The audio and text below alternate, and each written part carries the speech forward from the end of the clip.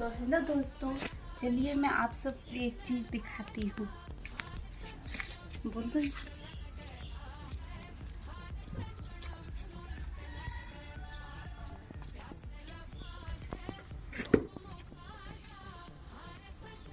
है हमारा बाथरूम और बाथरूम में चिड़िया ने घर बनाया है।